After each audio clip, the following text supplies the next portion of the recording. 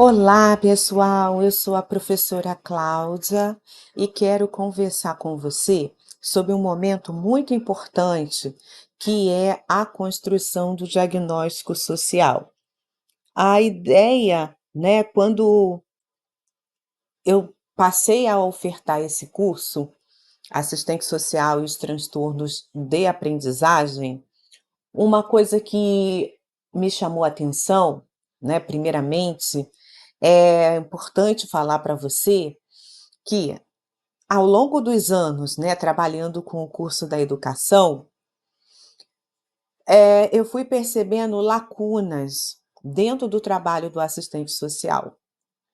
E uma das lacunas é essa questão de ter uma percepção de que os transtornos de aprendizagem são demandas para o assistente social.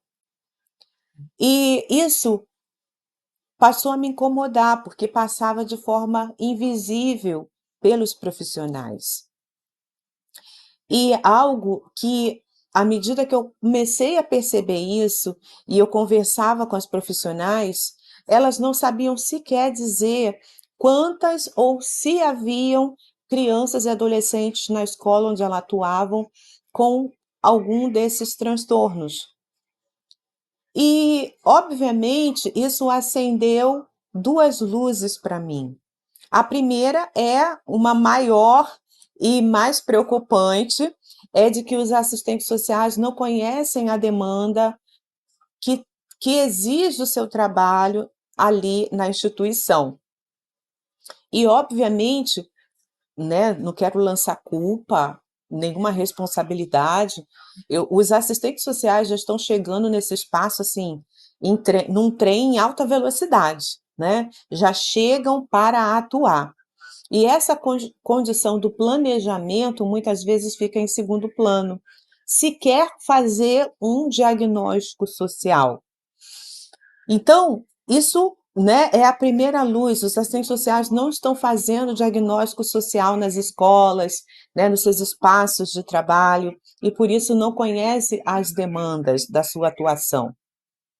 A segunda coisa é que, muitas vezes, a não identificação não é que não chegou para o profissional, é que pode estar sendo secundarizado também ali naquele espaço, até para os outros profissionais, os professores, por exemplo. Uma coisa que acontece com os transtornos, e eu acredito que isso já seja assim bem ciente para vocês, é de que o desconhecimento, né, leva os profissionais que estão ali a também a não levantar o questionamento. Pense, né, crianças e adolescentes que estão vindo de uma família, muitas vezes sem estrutura, uma família de baixa escolaridade, que nunca ouviu falar de TDAH, de TOD, até mesmo do autismo, e chega na escola, começa a apresentar uma série de sintomas que, né, dificultam a sua aprendizagem. As pessoas, a primeiro momento, intitular como levado, como preguiçoso, né? E sem em nenhum momento levantar o questionamento que pode ser algo ali, um transtorno. E quando se levanta a indagação, é direcionado para avaliação, né, para os especialistas. Então, às vezes, essa comunicação aí fica falha e as crianças passam anos a fio sem ter, né, realmente um diagnóstico que vai colocar eles na rota, né, daquilo que é a superação daquela dificuldade. E aí a gente só fica com os números, os milhões que não são alfabetizados, né? Aqueles que estão, né, passando de séries, mas são assim analfabetos funcionais, né? Por quê? Tem várias razões, mas ninguém também ousa, né, ali olhar se é uma questão de transtorno. Então, para que você chegue no seu contexto de atuação, né, e já levante as possíveis demandas, não só de transtornos, mas de outras, o diagnóstico social, ele é muito importante. E nessa aula eu estou traçando aqui para você um passo a passo daquilo que eu julgo ser um caminho pertinente para a elaboração desse diagnóstico social, tá? Veja bem, né, não se trata no diagnóstico de uma perícia, né, mas assim da constru de uma metodologia de construção, que esse caminho que eu estou citando aqui não é o único, né, podem ter vários outros, mas que fariam com que a gente tenha aí a possibilidade, né, de mapear, né, no primeiro momento, identificar alunos com algum sintoma, né, inicie o mapeamento, né, assim, mas como é que eu vou perceber? Né, coloque no teu questionário, se foi isso, né, eu estou falando aqui, para tanto, utilize questionário a ser preenchido por professores, entrevista com os pais e responsáveis, e pesquisa na documentação do aluno, da aluna, na busca de laudos ou informação. Olha, eu até citei para uma colega que me fez uma pergunta: como eu monto esse questionário?". Eu sugeri até usar a ficha de avaliação socioeconômica, porque ela é bem completa, mas precisa inserir ali alguns elementos que possam, pelo menos, né, levantar alguns sintomas para possíveis indagações, se é um possível transtorno. Veja bem, não é uma avaliação, e não é o assistente social que dá né, essa avaliação, essa condição para a criança, é uma equipe biopsicossocial, certo? A gente vai falar isso mais adiante, mas para que o assistente social possa dar alguma contribuição, minimamente você precisa identificar sintomas. A gente vai ver, por exemplo, quando a gente falar do transtorno opositivo, né, desafiador. Nem toda birra é TOD, né? Nem toda resistência é TOD. Como nem todo esquecimento também possa ser algum transtorno. Então, mas a gente tem que ter um ponto de partida. É igual a questão da violência, né?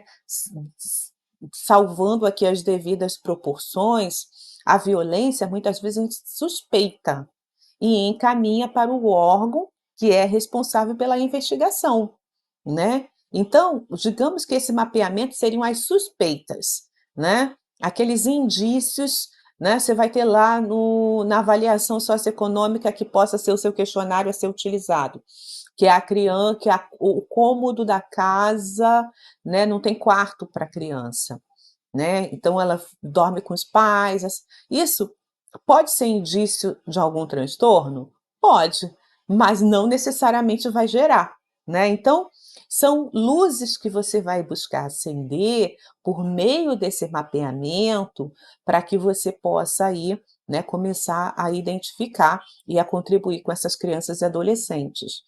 É claro que assim, pessoal, eu sei que nos meus cursos eu estou falando para municípios de porte pequeno, cujo único recurso para a criança muitas vezes é o assistente social, né? Às vezes nem o psicólogo tem, como eu também estou falando para municípios que têm toda uma estrutura já, né, de acolhimento, de proteção, né? Então, obviamente, a gente precisa, né, vocês precisam ouvir isso e fazer a adequação de qual realidade você está. Agora, acender a luz do mapeamento, né, por meio aí desse levantamento, não vai dar para você trabalhar com todos. Você vai ter que construir uma prioridade. E essa prioridade é quando você começa a aprofundar, né? Vejamos, quando você faz o mapeamento e aí você vou selecionar todas as crianças que tenham pelo menos já algum laudo, né, de que tem ali um transtorno, uma deficiência para eu priorizar no meu atendimento. Então, você já está fazendo um recorte entre aquilo que chegou do mapeamento para as prioridades para você começar a trabalhar, né? E aí, para essas prioridades, você já pode fazer uma entrevista com professores e pais para afunilar e ter novos elementos que possam ali trazer uma caracterização, né, para você.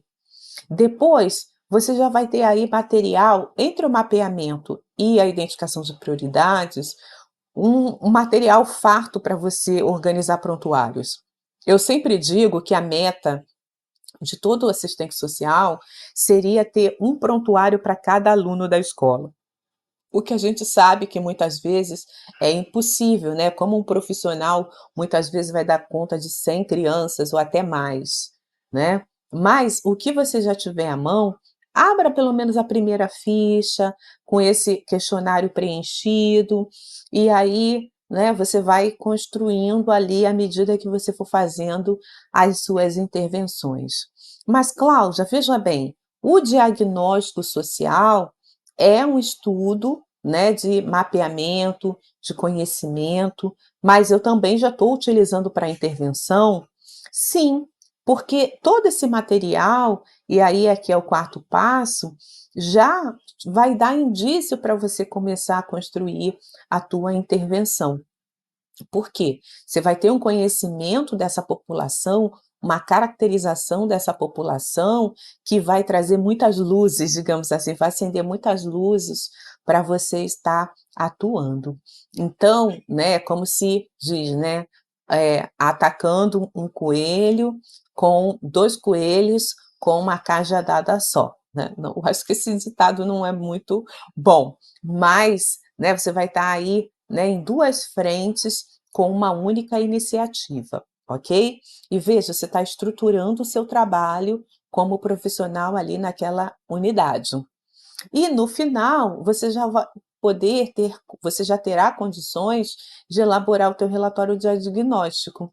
Agora você vai poder produzir caracterizando o seu público, quantos com laudo médicos, né, quantos com alguns tipos de sintoma, o gênero, a idade, os dados socioeconômicos, se já existe, né, algum enfrentamento do transtorno. E aí, quando alguém te perguntar: "Ah, quantas crianças com transtorno existem nessa escola?", você vai poder dizer: "Identificados com laudo X, com algum tipo de suspeita demandando investigação Y". Você vai ter aí uma caracterização do seu público, para que você comece a atuar, né, e saia daquela questão de apagar incêndio, né, a demanda individual que chega até você. E você já vai ter elementos para ter, né, uma boa visão. Novamente eu dou aquele recado, né, isso aqui, né, obviamente é um bom caminho para você estruturar a sua prática dentro da escola e que vai abrir aí uma série de outras possibilidades, né, de projetos, de intervenções, mas faz no seu tempo, faz com calma, faz com cautela, não se culpe porque você não está fazendo. O objetivo aqui do nosso curso é te dar bases para você fazer boas escolhas na sua intervenção profissional. Não é para você ficar, né, ansiosa no sentido de que não, eu quero fazer agora o diagnóstico social e vou fazer em um mês, né? Veja bem, né, você tem uma série de demandas para você dar conta numa instituição e eu entendo perfeitamente.